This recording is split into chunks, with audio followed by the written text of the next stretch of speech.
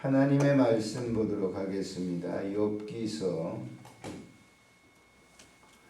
하나님의 말씀은 욥기서 20장에 있는 말씀 20절부터 29절에 있는 말씀까지 읽도록 하겠습니다.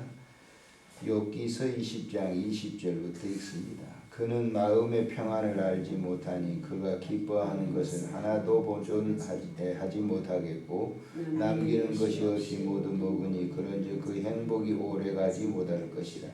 풍족할 때에도 괴로움이 이르리니 모든 재난을 주는 자의 손이 그들에게 임하리라. 그가 배를 불리려 할 때에 하나님이 맹렬한 진노를 내리시나니 음식을 먹을 때에 그의 위에 비같이 쏟으시리라. 그가 철병거를 피할 때에는 놋화살을 쏘아 꿰뚫을 것이요 몸에는 그의 화살을 빼낸즉 번쩍번쩍하는 촉이 그의 쓸개에서 나오고 큰 두려움이 그에게 닥치느니라. 큰 어둠이 그를 위하여 되어 있고 사람이 피우지 않는 불이 그를 멸하며 그 장막에 남은 것을 해치리라. 하늘이 그의 죄악을 드러낼 것이요 땅이 그를 대피하여 일어날 것인즉 그의 가산이 떠나가며 하나님의 진노의 날에 끌려가리라. 이는 악인이 하나님께 받을 분깃이요 하나님이 그에게 정하신 기업이니라. 아멘. 말의 그 논쟁이라고 하는 것은 이제 그 도가 깊어지면 깊어질수록 사람들을 상하게 한다라고 하는 그런 것이죠. 이 욥기가 이제 엘리바스의 얘기를 들으면서 19장에 있는 말씀을 보면은 나라고 하는 내 의, 자기의 의는 하나님 앞에서 전혀 부끄러울 것이 없는 그런 자신이다라고 하는 걸 강력하게 강조를 합니다. 그래서 그 19장에 보면요, 그리고 나의, 내가 이런 이 자기를 인칭하는 그 말을 무려 54번이나 했어요. 제가 일일이 이렇게 체크를 해보니까 54번이나 내가 나를 이래서 자기는 의롭다라고 하는 거예요. 당신들이 나를 이렇게 정죄하는 것처럼 나는 악인이 아니다라고 하는 그런 얘기를 합니다. 그래서 그 얘기를 듣고 있다가 그 소발이 다음번에 이렇게 얘기하죠. 나만 사람 소발이 대답하여 이르되 그랬어요. 2절에 보면 그러므로 내 초조한 마음이 나로 하여금 대답하게 하나니 그랬어요. 이 말은 지금 욥의 말을 듣고 있다가 마음이 조급해졌다라고, 왜 저 사람이 저렇게 얘기하나라고 하는 얘기하면서 뭘 여기 얘기냐면 너는 의인이 아니다, 악인이다라고 하는 겁니다. 그래서 악자는 필멸한다라고 하는 그런 주장을 내세우고 있어요. 그래서 여기 지금 보시면은 12절 이하에 보면 그라고 하는, 직접적으로 너라고 하는 얘기는 하지 않지만 그라고 하는 3인칭의 그는 바로 욥을 빗대어서 지금 하는 얘기입니다. 그런데 그 내용을 한번 보시면 12절에 보세요. 그는 비록 악을 달게 여겨 혀 밑에 감추며, 그는 비록 악을 달게 여겨 혀 밑에 감추며 아껴서 버리지 아니하고 입천장에 물고 있을지라도 그의 음식이 창자 속에 변하여 뱃속에 독사의 쓸개가 되느니라. 이게 얼마나 무서운 얘기입니까? 그라고 하는 지금 이 욥의 얘기, 네 얘기는 독사의 쓸개같이 뱃속에 있다라고 하는 그런 얘기를 얘기합니다. 그러면서 그런 것들을 삼켰다 할지라도 하나님께서 그 배에서 도로 나오게 하심이니 그는 독사의 독을 빨며 뱀의 혀에 죽을 것이다. 굉장히 독한 얘기죠, 사실이. 욥이 이런 얘기를 들었을 때 욥이 몰랐겠어요? 자기를 지향하고 있다고 하는 것을 알게 되겠죠. 그러면서 계속 20절 이하에 우리가 읽었지만은 그는 마음의 평안을 알지 못하니 그가 기뻐하는 것을 하나도 보존하지 못할 것이고 23절에 보면 그가 배를 불리려 할 때 하나님 맹렬한 진노를 내리시리니 음식을 먹을 때에 그의 위에 비같이 그것이 쏟아질 것이다.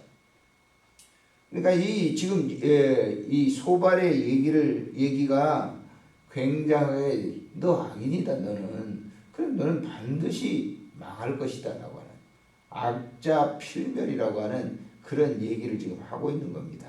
그래서 그 28절의 맨 뒤에 보면은 그의 가산이 떠나가며 하나님의 진노의 날에 끌려갈 것이다. 이는 악인이 하나님께 받을 분깃이다.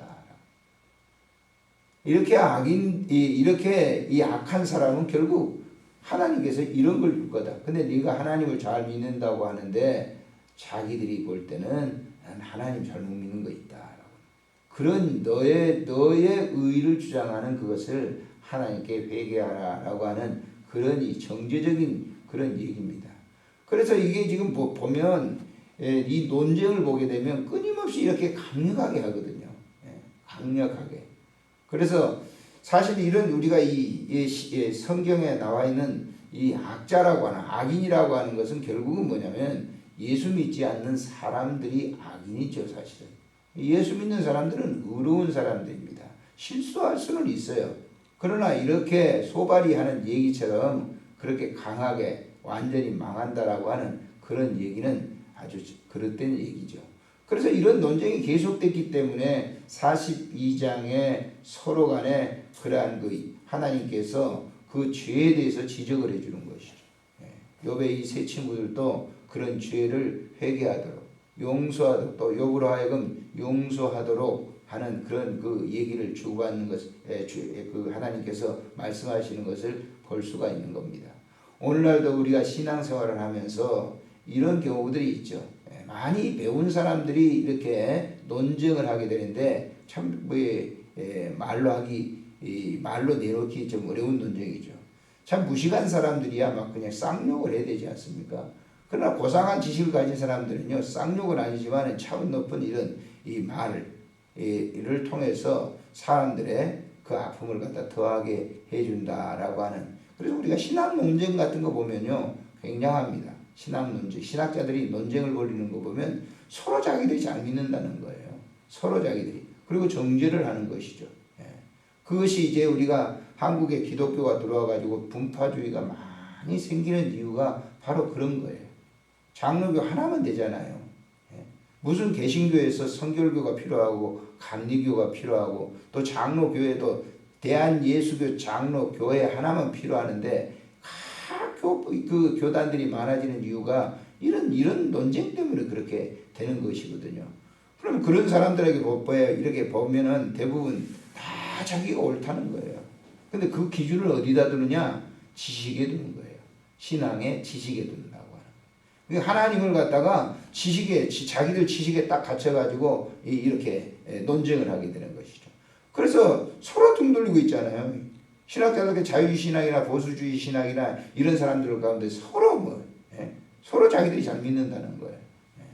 우리 그 장로교회도 보면 재건파 같은데 예전에 신사참배하랬다.